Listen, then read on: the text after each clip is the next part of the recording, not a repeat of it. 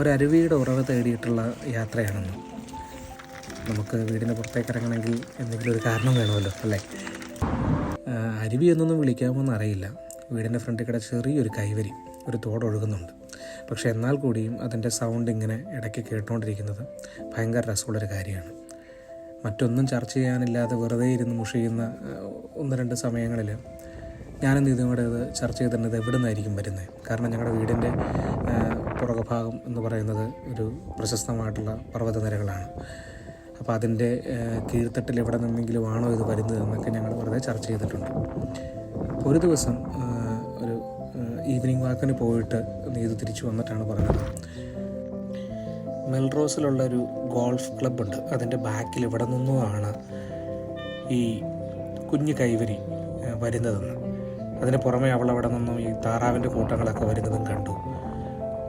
So ചിലപ്പോൾ അത് അവർ വെള്ളം കുടിക്കാനായിട്ട് യൂസ് ചെയ്യുന്ന ഒരു സ്ഥലമൊക്കെ ആയിരിക്കാമെന്ന് പറഞ്ഞു. എന്തായാലും വൈകുന്നേരം വെറുതെ ഇരിക്കുകയാണ്. അത്യാവശ്യം വെയിലുള്ളൊരു ദിവസമാണ്.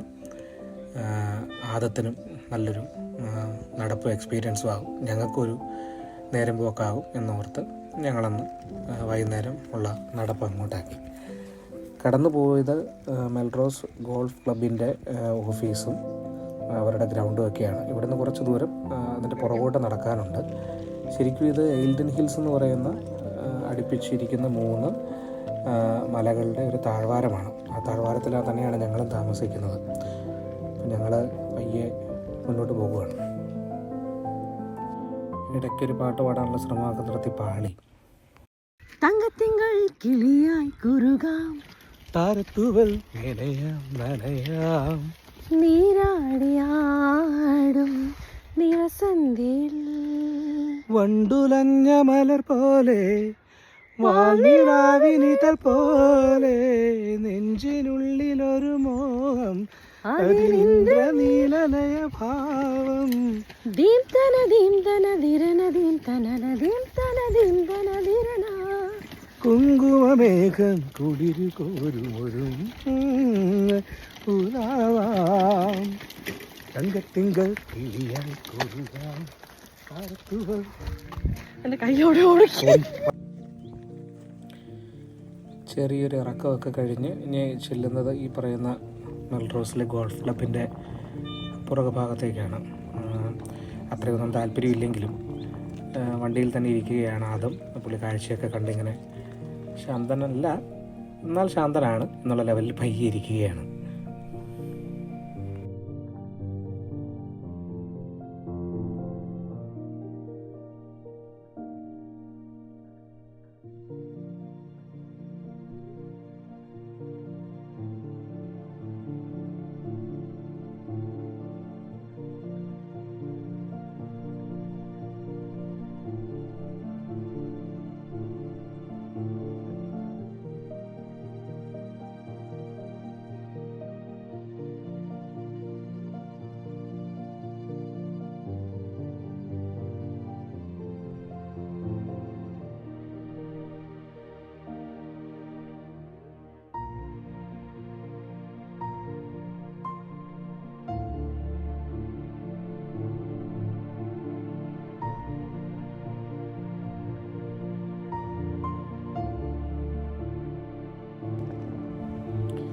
ദൂരെ കാണുന്ന എയിൽഡൻ ഹിൽസാണ്. സമ്മർ കൊണ്ടുവരുന്ന മാറ്റങ്ങളൊക്കെ ഉണ്ട്. പൂക്കളൊക്കെ പൂത്തു തുടങ്ങിയിരിക്കുന്നു. ഇനി അങ്ങോട്ടുള്ള കാലത്ത് കാണാൻ നല്ല മനോഹരമായിരിക്കും. സമ്മറിൻ്റെ ഒരു വളർച്ചയ്ക്കനുസരിച്ച് ആ മലയ്ക്ക് ഓരോ സമയത്ത് ഓരോ കളറാണ്, പ്രത്യേകിച്ച് അതിലുണ്ടാകുന്ന പൂക്കൾ കാരണം. ചില സമയത്ത് അത് മഞ്ഞയായിരിക്കും, ചില സമയത്തത് ഒരു റെഡ് കളറാകും, വയലറ്റ് കളറാകും. പലതരം പൂക്കൾ കൊണ്ടാണ് അങ്ങനെ സംഭവിക്കുന്നത്. നീതു ഒരിടത്ത് വണ്ടി പയ്യെ ഒതുക്കിയിട്ടുണ്ട്. ഇവിടമാണ് നമ്മൾ ഉദ്ദേശിച്ച സ്ഥലമെന്ന് തോന്നുന്നു. എന്താണെങ്കിലും ഒരു ചെറിയ കൈവരി പാലമൊക്കെ അവിടെ കാണുന്നുണ്ട്. മൊത്തം കാട് പിടിച്ചിടങ്ങുന്നൊരു സ്ഥലം തന്നെയാണ്. എന്നാണെങ്കിലും ഇവിടെ ചെറിയൊരു അരുവികൾ കണ്ടുപിടിച്ചിട്ടുണ്ട്. അവിടെ നിന്ന് ഇറങ്ങാമെന്നുള്ളൊരു പ്ലാനാണ്. പക്ഷേ ഞങ്ങൾക്ക് പേടി ഞങ്ങളുടെ ആദത്തെയാണ്. കാരണം ഭയങ്കര എക്സൈറ്റ്മെൻ്റാണ് ഈ കാര്യങ്ങളൊക്കെ കാണുമ്പോൾ.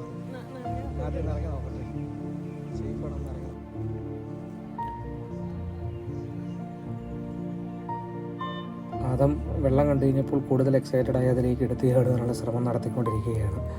ആളെ അവിടെ നടത്തുന്ന അത്രത്തോളം ബുദ്ധിയല്ല എന്ന് മനസ്സിലാക്കിക്കൊണ്ട് പയ്യെ അവിടെ നിന്ന് പിൻവാങ്ങുവാനുള്ള ഒരു പ്ലാനാണ് ഞങ്ങൾക്ക് 2 പേർക്കും. നമ്മുടെ നാട്ടിലൊക്കെ കാണുന്ന സാധാരണ ഒരു കൈവരിത്തോട്, പക്ഷേ അതിങ്ങനെ ശാന്തമായിട്ട് ചെറിയ സൗണ്ടൊക്കെ ഉണ്ടാക്കി ഒഴുകുന്ന കാണുമ്പോൾ നമുക്ക് കിട്ടുന്ന ചെറിയൊരു മനസ്സുഖം. എന്താണെങ്കിലും ആ ഒരു നടപ്പ് വെറുതെ ആയില്ല. വളരെ ക്വയറ്റായിട്ടുള്ള ഒരു ഏരിയയിൽ വന്ന് ചുമ്മാ ഒരു ആകാംക്ഷയുടെ പുറത്ത് നടത്തിയൊരു യാത്രയ്ക്ക് ചെറിയൊരു ഫലമൊക്കെ കണ്ടപ്പോൾ അതിലൊരു സന്തോഷമൊക്കെ ആയിട്ട് ഒരു രസം.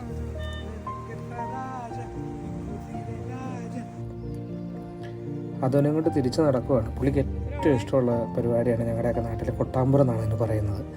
അങ്ങനെ കൊട്ടാമ്പുറം കയറി ഡാൻസൊക്കെ കളിച്ച് തുള്ളിക്കളിച്ച് പോകുക എന്ന് പറയുന്നത് അവന് ഏറ്റവും ഇഷ്ടമുള്ള കാര്യമാണ്. പുറകിൽ കാണുന്നത് ഏൽഡൻ ഹിൽസാണ്. എന്താണെങ്കിലും വന്ന കാര്യമൊക്കെ നടന്നു. അവിടെ കൂടുതൽ അവനെ നടത്തുന്നത് സേഫ് അല്ല എന്ന് മനസ്സിലായതുകൊണ്ട് ഞങ്ങൾ തിരിഞ്ഞ് നടക്കുകയാണ്. നടന്നു പോകുന്നത് മെൽറോസിലെ ഗോൾഫ് ക്ലബിൻ്റെ അവരൊക്കെ കളിക്കുന്ന അതിൻ്റെയൊക്കെ സൈഡിൽ കൂടെ തന്നെയാണ്. അങ്ങ് അകലെ കാണുന്നത് സെൻറ്റ് ബോസ്വെൽസ് എന്നൊക്കെ പറയപ്പെടുന്നൊരു സ്ഥലമാണ്.